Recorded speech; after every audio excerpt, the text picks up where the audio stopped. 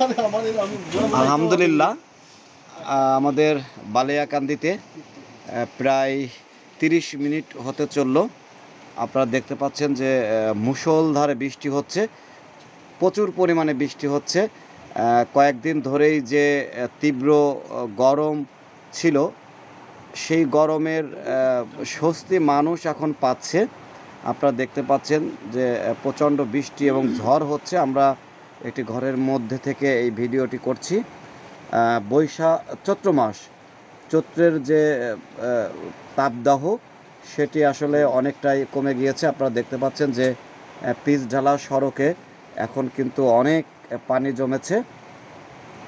চৈত্র মাসের এই বৃষ্টি অনেকটাই স্বস্তি নিয়ে এসেছে জনমনে।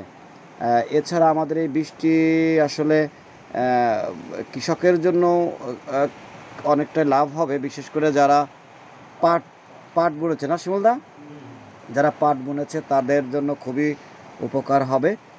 আর যে পরিমাণ ধুলা রাস্তায় ছিল, আসলে ধুলাগুলোও মরে গিয়েছে। সব কিছু মিলে এই চৈত্র মাসের বৃষ্টি বেশ একটি আরামদায়কই হবে এমনটি আমরা প্রত্যাশা করছি। এবং এই বৃষ্টিটা কিন্তু অনেক সময় ধরেই আমরা দেখতে পাচ্ছি যে অনেক সময় ধরে। আমরা যদি একটু বাইরে থেকে দেখানোর চেষ্টা করি দর্শক, আপনারা দেখতে পাচ্ছেন যে এই মুহূর্তে আমরা বালিয়াকান্দি চৌরাস্তায় দাঁড়িয়ে রয়েছি। এই বৃষ্টি প্রায় 30 থেকে 40 মিনিট হয়তো চললো। ঠিক এভাবেই অঝরে পড়ছে, আরও হয়তো অনেক সময় থাকবে। আরও যত সময় থাকুক না কেন আমরা খুবই আসলে শান্তি পাচ্ছি। আমরা বেশ কয়েক জায়গায় খবর পেয়েছি, বিশেষ করে ঢাকা আমাদের রাজধানীতেও ঝড় হয়েছে এবং ঝড়ের সঙ্গে কিছুটা বৃষ্টি হয়েছে এমনটা আমরা জানতে পেরেছি। এছাড়া আমরা মাগুরা শ্রীপুরের খবরও পেয়েছি, সেখানেও বেশ বৃষ্টি হচ্ছে।